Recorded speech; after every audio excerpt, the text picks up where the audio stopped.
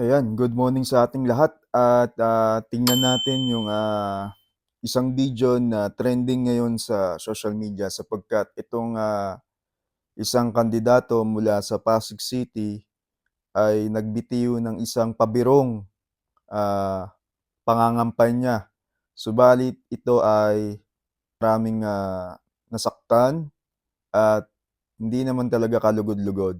Ito nga 'no, ito yung viral ngayon ng video ni Pasig City congressional vet na si Attorney Sia dahil sa kanyang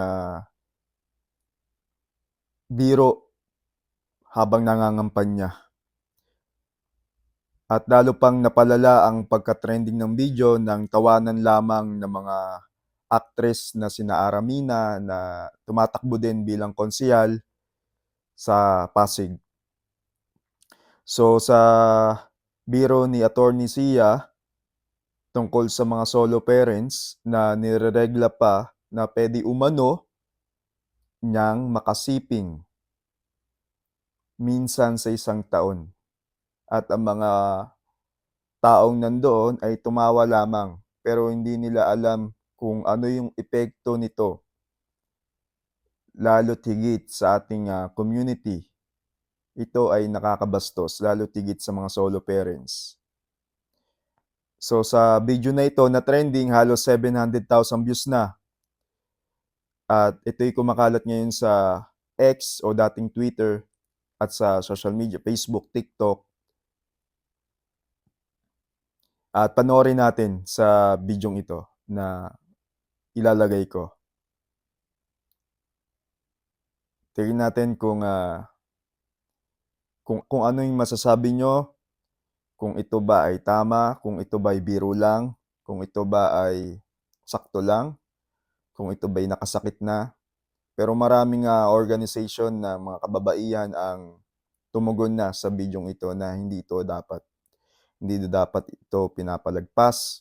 Ito ay dapat may kaakibat na consequence dahil ito ay nakakabastos naman talaga. Hindi na dapat dumating sa puntong gano'n na gagamit tayo ng mga gano'ng salita sa ating pangangampanya para makakuha ng simpatya sa mga tao. Panoodin natin sa bidyong ito. Minsan sa isang taon, ang mga solo parent na babae na nireregla pa, malinaw, nireregla pa, at nalulungkot, minsan sa isang taon, pwedeng sumiping ho sa akin. Yun ang interesado, So maliwanag yung sinasabi niya dito.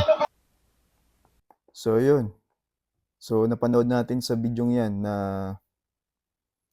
hindi talaga maganda na magbiro tayo patungkol sa mga kababaihan, lalo tigit sa mga solo parents sapagkat ay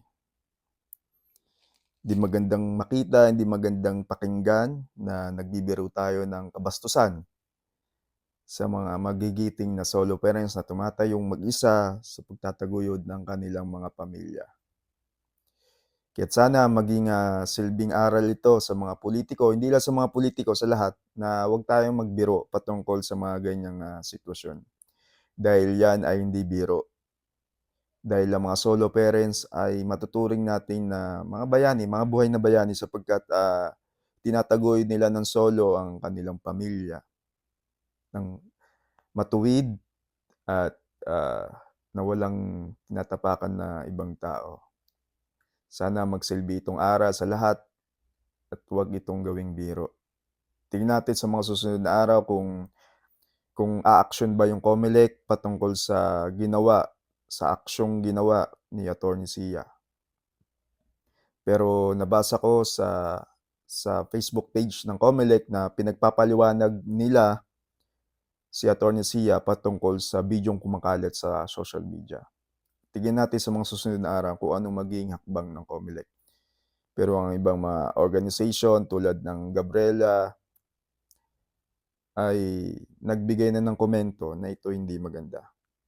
Muli, tignan natin sa mga susunod na araw kung ano maging hakbang ng COMELEC patungkol sa trending na video na ito patungkol sa mga solo parents. Maraming salamat. Huwag niyo pong kakalimutan mag-subscribe sa Ikwento Mo channel. Salamat po.